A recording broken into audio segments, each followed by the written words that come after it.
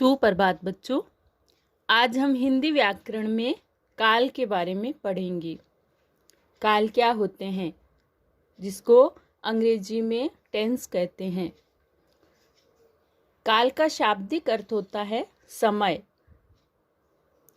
यानी जो भी क्रिया है कौन से समय में होती है वो काल के द्वारा हम व्यक्त करते हैं। तो इसकी परिभाषा है, क्रिया के जिस रूप से कार्य के होने के समय की सूचना मिले उसे काल कहते हैं। काल के भेद। काल के 3 भेद होते हैं, वर्तमान काल, भूतकाल और भविष्यत काल। वर्तमान काल कौन सा होता है?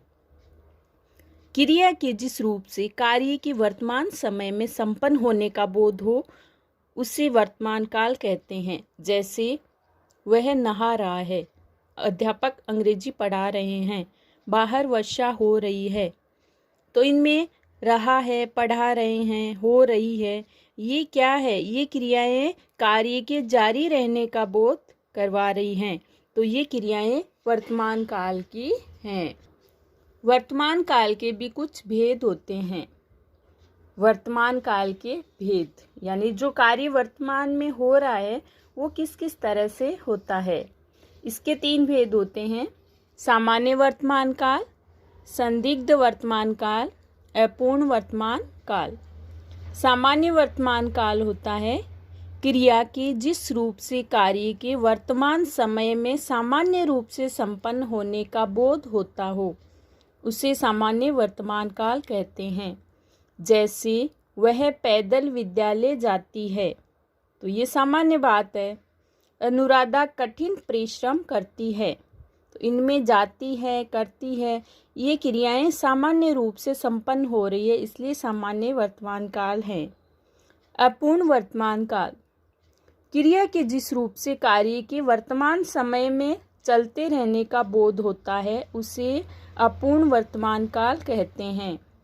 जैसे रोहन पानी पी रहा है, कमल गाना गा रहा है, माली पौधे लगा रहा है। मतलब पी रहा है, गा रहा है, लगा रहा है, जिसमें रहा है, रही है या रहे हैं आते हैं, उन क्रियाओं से कार्य के वर्तमान समय में जारी होने का बोध हो रहा है। तो ये क्रियाएं अपूर्ण वर्तमान काल में हैं। मतलब क्रियाएं पूरी नहीं हुई है, अभी तक हो रही हैं, तो ये अपूर्ण है, पूर्ण नहीं हुई है। फिर तीसरा है संदिग्ध वर्तमान काल। क्रिया के जिस रूप से कार्य के वर्तमान समय में होने में संदेह हो, मतलब हम कंफर्म नहीं होते हैं, उसमें संदेह होता है, वो संदिग्ध वर्तमान काल कहा जाता है। जैसे बच्चा सोता होगा, लड़के मैच खेलते होंगे, आज स्कूल बंद होगा। तो इनमें सोता होगा, खेलते होंगे, बंद होगा, ये क्रियाओं से कार्य की वर्तमान समय का बोध होता है। तो ये स्पष्ट नहीं हो रहा है कि कार्य पूरा हुआ है या नहीं। ये क्रियाएं संदिग्ध वर्तमान काल में होती है। अब है भूतकाल। भूतकाल की परिभाषा है, क्रिया के जिस रूप से कार्य के बीते हुए समय में संपन्न होने का बोध हो उसे भूतकाल।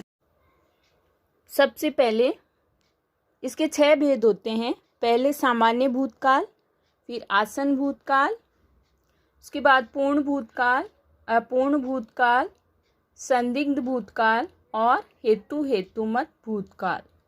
सामान्य भूतकाल होता है जब क्रिया सामान्य रूप से भूतकाल में होती है। जैसे आज वर्षा हुई, मतलब हुई है, आज ही हुई है। अमन ने पत्र लिखा, राधिका ने किताब पढ़ी। तो ये बीते हुए समय में सामान्य रूप से संपन्न हो रही है, इसलिए सामान्य भूतकाल है। आसन भूतकाल, क्रिया के जिस रूप से उसके बीते हुए समय में कार्य अभी अभी समाप्त होने का बोध होता है। जैसे आसन मतलब अभी अभी हुआ है कार्य। तो जैसे सूर्य निकल आया है, मतलब अभी अभी उदय हुआ है। गाड़ी जा चुकी है, रोहन पत्र लिख चुका है। पूर्ण भूतकाल, क्रिया के जिस रूप से यह ज्ञात हो कि कार्य को हुए बहुत समय बीत गया है उसे पूर्ण भूतकाल कहते हैं। जैसे हम ये समाचार पहले से ही सुन चुके थे, हम स्कूल देर से पहुँचे थे, राधिका अपना कार्य समाप्त कर चुकी थी।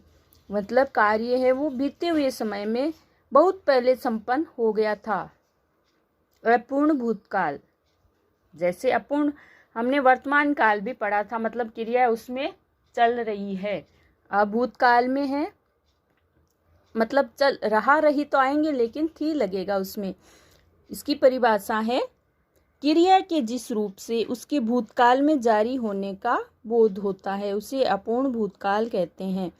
जैसे तेज हवा चल रही थी, बच्चे कक्षा में शोर मचा रहे थे, माँ खाना बना रही थी।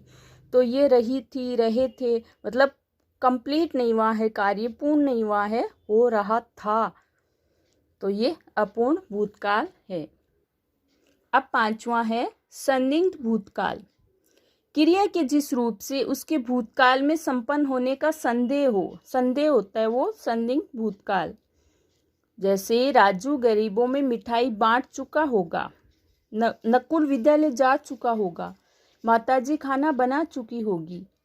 तो इसमें चुका होगा, चुकी होगी या चुके होंगे ये क्रियाएं आएगी, वो संदिग्ध भूतकाल होगा। हेतुमत भूतकाल। क्रिया के जिस रूप से भूतकाल में हो रहे काम की एक क्रिया का होना दूसरी क्रिया के न होने पर निर्भर करता है, उसे हेतुमत भूतकाल कहते हैं। जैसे आम पर बेर आते तो फल लग जाते, बोर आते तो फल लग जाते। वह परिश्रम करता तो परीक्षा में सफल हो जाता, मतलब संबंध भी प्रकट करता है ये, अगर परिश्रम करता तो सफल हो जाता। यदि मंत्री जी आते तो उद्घाटन होता। तो इसमें हम एक क्रिया वो दूसरी क्रिया के न होने पर निर्भर करता है। भविष्यत काल। क्रिया के जिस रूप से कार्य आने वाले समय में संपन्न होने का बोध हो वो भविष्यत काल कहा जाता है। जैसे कल हम ताजमहल देखने जाएंगे, कंफर्म है, श्योर है, हम कल जाएंगे। आज वह शादी में जाएगा, कल मामा जी यहाँ आएंगे। तो जिस क्रिया में आने वाले समय में होने का बोध हो रहा है ये क्रियाएं भविष्यत काल की हैं। इसके दो भेद होते हैं, सामान्य भविष्यत काल और संभाव्य भविष्यत काल। सामान्य भविष्यत काल क्रिया के जिस रूप से यह ज्ञात हो कि कार्य आने वाले समय में सामान्य रूप से पूर्ण होगा उसे सामान्य भविष्यत काल कहते हैं। जैसे मैं क्रिकेट मैच खेलूँगा, मैं कल घूमने जाऊँगा। तो ये आने वाले समय में हम जो कार्य करेंगे वो सामान्य भविष्यत काल। संभाव्य भविष्यत काल में संभावना होने का पता चलता है कि संभावना है, हो भी सकता है, नहीं भी हो सकता है। तो इसकी उदाहरण है जैसे दादी शायद कल खिलौने लाएं, शायद मैं कल विद्यालय जाऊं। अब कंफर्म नहीं है, शायद है, जा भी सकती हूँ, नहीं भी। तो ये जो शायद संभावना व्यक्त होती है वो संभाव्य भविष्यत काल होता है। तो इसमें हमने क्या क्या पढ़ा? सबसे पहले काल की परिभाषा, क्रिया का वह रूप जिससे कार्य के संपन्न होने के समय का बोध हो उसे काल कहते हैं। काल के 3 भेद होते हैं, वर्तमान काल, भूतकाल और भविष्यत काल। वर्तमान काल के भी कितने भेद होते हैं? वर्तमान काल के भी 3 भेद होते हैं, वर्तमान काल, भूतकाल और वर्तमान काल के भी 3 भेद होते हैं, सामान्य वर्तमान काल, संदिग्ध वर्तमान काल और अपूर्ण वर्तमान काल। भूतकाल के 6 भेद होते हैं, सामान्य भूतकाल, आसन्न भूतकाल, पूर्ण भूतकाल, अपूर्ण भूतकाल, संदिग्ध भूतकाल और हेतुमत भूतकाल। भविष्यत काल के 2 भेद होते हैं, सामान्य भविष्य काल और संभाव्य भविष्यत काल। तो ये काल के बारे में हमने पढ़ा। अंग्रेजी में जैसे टेंस पढ़ते हैं समय की गणना के लिए, तो वैसे ही हम ये काल है इसको वापस पढ़ना आप और याद करना। धन्यवाद।